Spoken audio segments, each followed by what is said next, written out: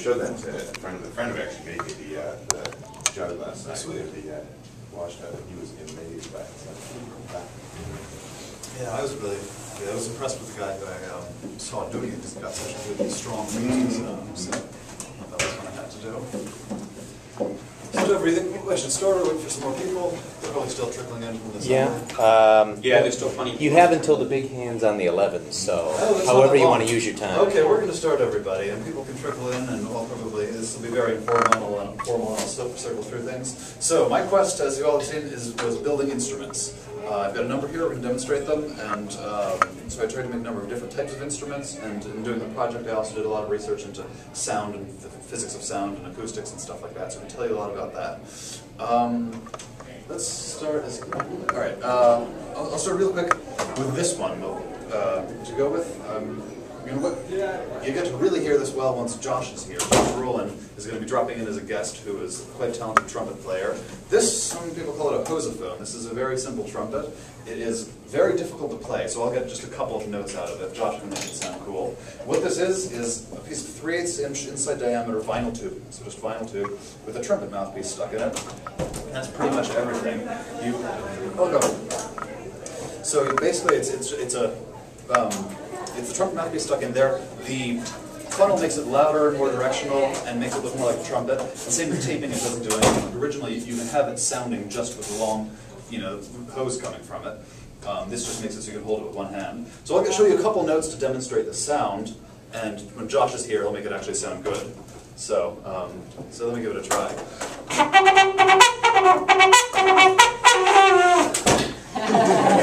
It's very hard to play, but as you can see, it gets a trumpet sound. And we'll wait for Josh to get some real music out of it. It can signal to people. So a couple of quick interesting things about this. And by the way, throughout the whole time, this will be informal. If you have any questions, just let me know. I'm happy to field questions. So this is a brass instrument, technically. And something really interesting, I'll come to when we talk about this as well, does anyone here know the difference between brass instruments and woodwinds? It's not that one are made of brass and one are made of wood. That's how...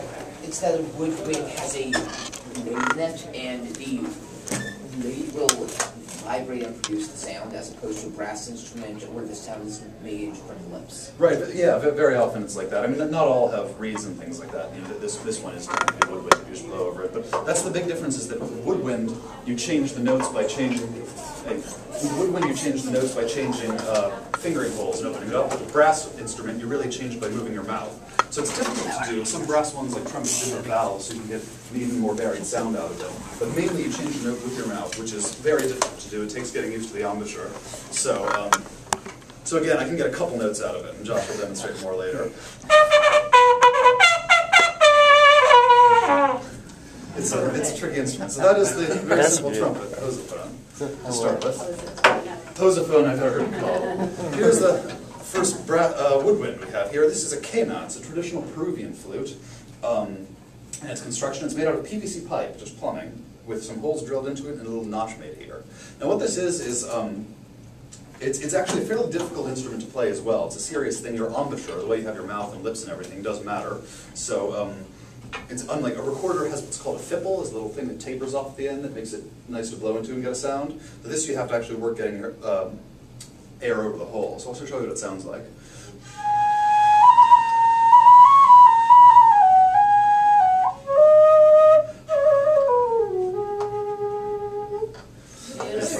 Stanley, a question. The distance between the little holes has to be... Yeah, it has to be fairly precise. I actually followed a tutorial from, I think, a Peruvian guy on YouTube, which was in Spanish. Here to the language.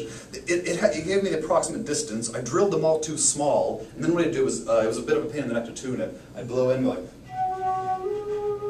And of course, being all too small, that was flat. So then I take a slightly larger drill bit, put the drill and make a larger hole, ream it a bit, blow it again, be a bit closer in tune, and do that slowly, little by little, because once you go too far, it's sharp and you can't go back. So I did that little by little until it was in tune, and then repeated to all the holes until you get... Yo hice una en mi sopa. Yo hice una en Some of it's hard. It's actually quite a versatile instrument. Like I had the inspiration, I can show you here, there's an authentic cane that was made in Peru, it was given to me as a gift. There we go. And I initially thought, you get sort of a one scale in G. It turns out you can get a number of octaves. You have to just alter your embouchure, change your mouth to go up an octave. I'll show you. That's without changing any holes, it's just changing the lips, so you get a much greater range. And you can really do a lot with this and get sort of notes in between if you're tricky, if you have to sort of like half cover the holes. So it can do a lot. In terms of how it works, in terms of going up the octave and all, the physics and acoustics behind that are very interesting. I think for time's sake I'm going to go on to the rest of the instruments now, but if you drop by Wednesday I'll probably blabber on about that for a while. Next we have here very simple slide guitar, or diddly bow it's called sometimes, what they call these simple instruments. It is just 3 stretches of steel wire stretched across this beer bottles holding it taut. And this is a 2x4 it's made on. And this is an electric pickup I bought that's plugged into the amp that makes a sound. So the pickup is like an electric guitar, magnetic pickup, it picks up the signal, the frequency from this. So you can hear this.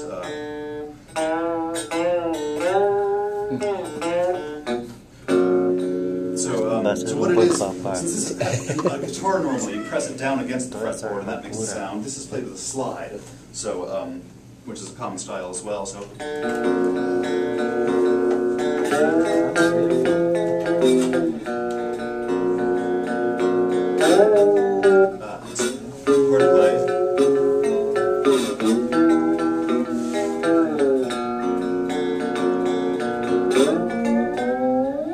So that's the basic sound.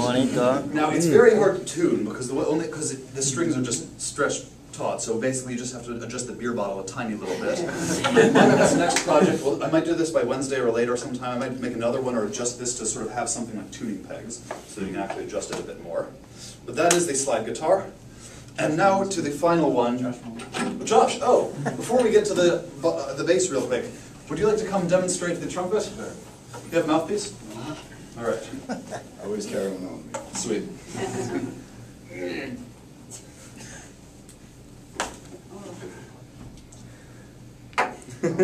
How do you hold it nowadays? However you want. Okay. Yeah, just shove it in there. Interesting. Okay. It's a French horn.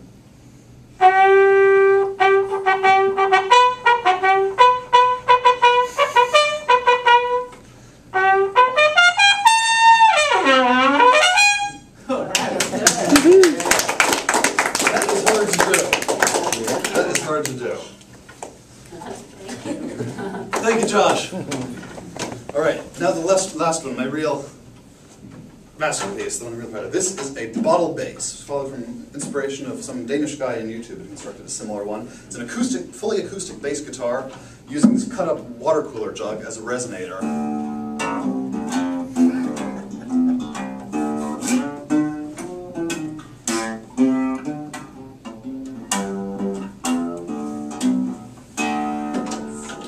Now, it's a fretless instrument. I'm primarily a guitar player, which has frets. There are little metal bars along the way, so that when you press down the string, and if you press down anywhere between the 2 metal bars, it pulls the string to where the bar is. So it's much easier to play. With this, it's like a violin, like a lot of instruments, and you have to be precise, because if you're a little bit to the left or right, it's a little bit out of tune. So this is a new experience for me I'm getting used to, and it's probably going to really train my ear to hear well where the right notes are, so that should be good. But it's a work in progress. I have a tuner here to tune the strings and to help work as training wheels while I'm playing the notes. But it works pretty well, and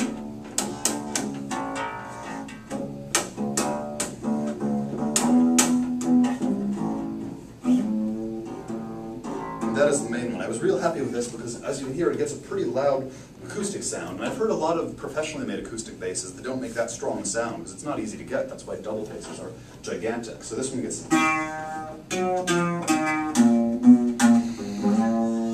pretty loud sound.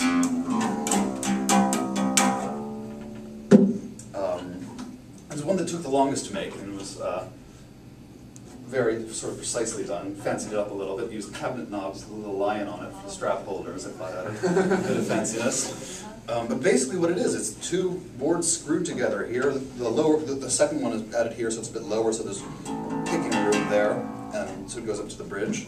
The bridge is the thing that holds the wires, the strings taut on this side. This is made from a tent peg, actually, and those long things, cut off at either end with little notches filed into it for the strings to sit in. And yeah, we drilled a number of holes because it was all screwed together, and holes here for the strings to go through. Bought these tuning pegs at Guitar Center and drilled a hole in them and installed them. And the rest was self-made. This is a match here. It's functioning as the nut, the thing that vibrates up and And now we have two resident basses. Eric and Jordan both have gotten quite good at this. Do you guys want to demonstrate? I think you can do even more on it than I can. Jordan's over there. What? I don't want to get up. All right, go ahead. Jordan's good. Jordan's good at this. You want to play a 12 bar? Maybe. Or get hung up here? Well, what would I play a 12 bar in? I'm not I don't sure. know, just stick it in the key of this one. See, my instruments are a little bit limited. Let's see. How about you do it A minor playing the low one, like a 12 bar in. Like the low string is an A, I'm pretty sure. So you can do an A minor there. Now, unfortunately, this is a slightly different key. Josh, it really doesn't matter if it's major or minor. This is a bass. Yeah, no, I'm just saying this is way up. Yeah. So I'm going to have to do this with this one because this is in a slightly different key. This is a little bit far. Actually, let me see if this is anywhere near what you have. Play your A. No. This takes two. It's I can change to that key though. What key? Let me hear your key. Yeah. Want to try that? Yeah. Let's give it a try. Now, warning, these are all instruments that have just been recently made. I've just been fooling around on them, and they are difficult to play. Give it a try.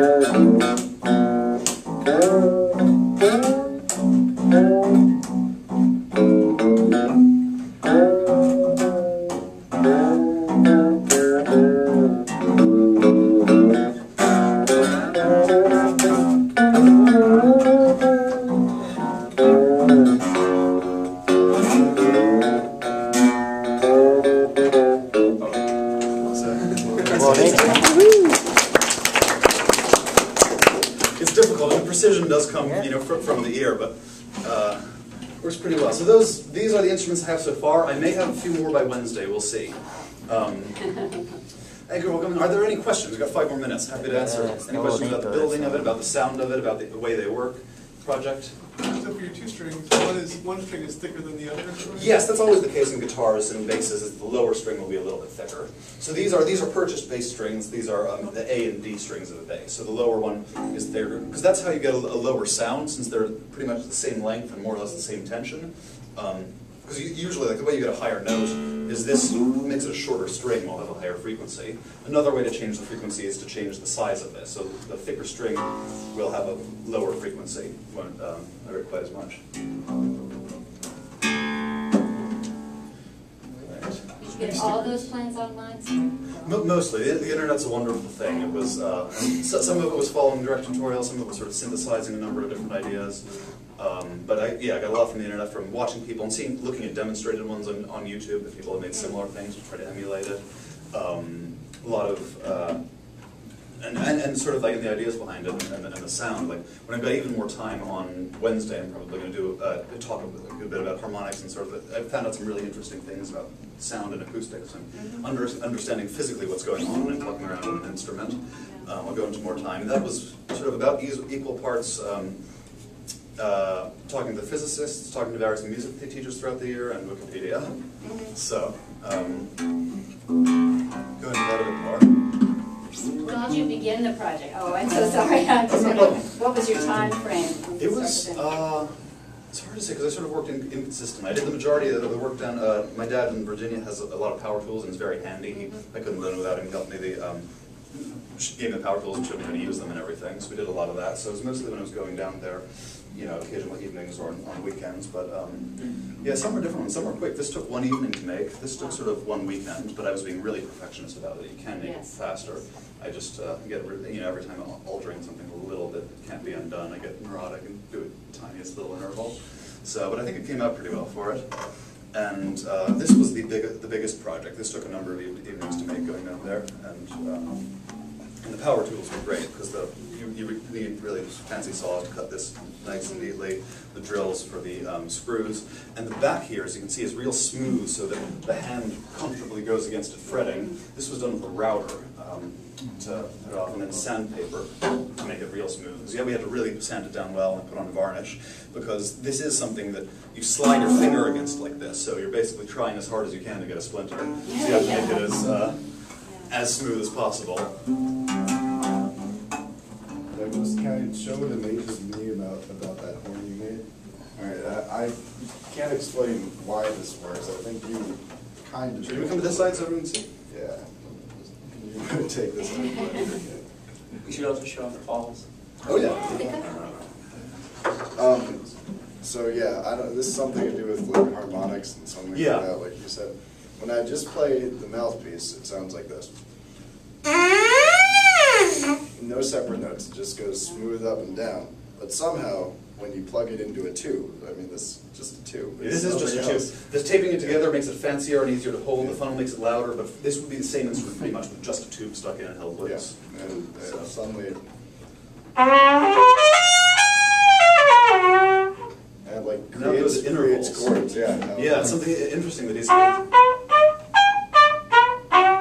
You couldn't do that without the tube, just the mouth. No, I can't. With just the mouthpiece, Yeah. I have to like guesstimate after.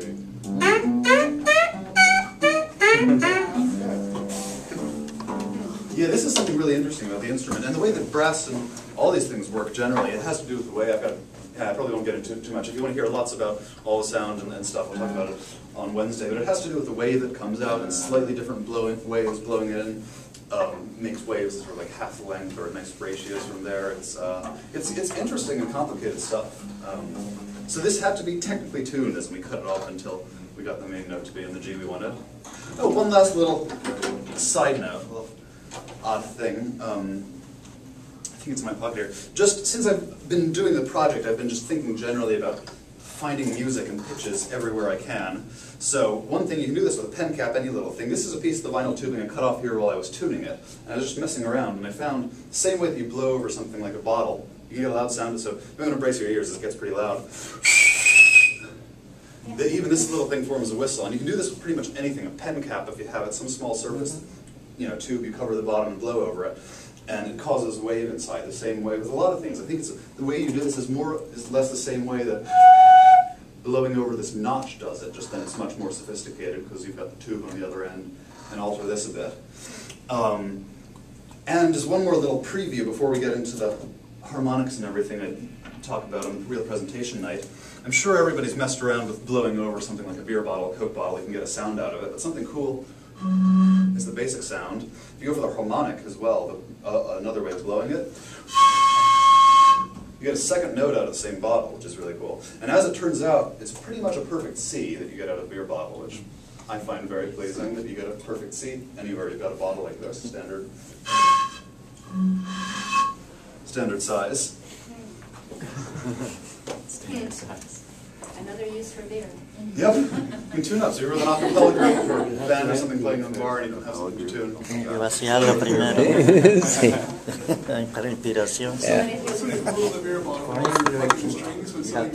Well, the beer bottle, like if I move it a little bit left and right, that lengthens or shortens or stretches the strings, so that's how you tune it right now until I add something like a peg. Because the reason it's so hard to tune is it's hard to turn it without turning the other, so you pretty much have to just do it trying until you get all three of them how you want.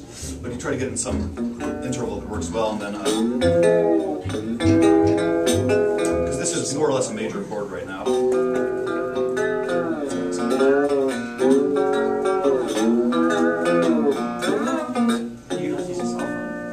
That's true, but this is nice and wide enough to do it. So this is an actual guitar slide that.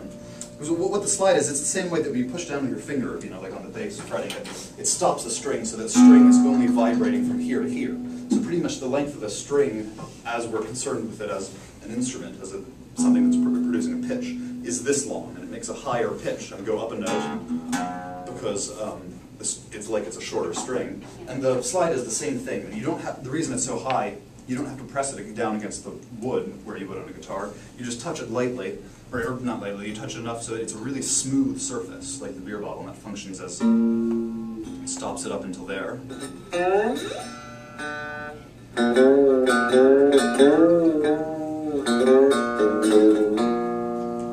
So that's that one. I think we're pretty much, would say? We'll give it a try. Yeah, slides, yeah, I do this in normal guitars as well. Anywhere you find something smooth, you can use as a slide.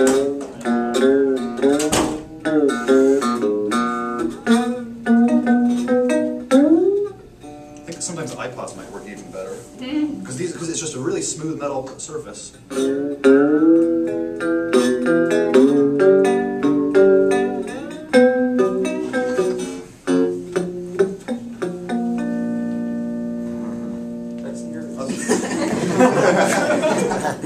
Just testing you. So thank you, everybody. I think we got out of time. Thanks very much. Glad you enjoyed it. If you want to stick around, if you have any more questions, or if anyone's interested in building instruments, we can help out giving some tips based on what I've made, feel free to contact me or ask me. If anyone wants to try them out as well, you're welcome to give them a try. That's wonderful. Beautiful. Oh, it doesn't have, the model holds it tight pretty much. It stretches it tall. Thank you very much.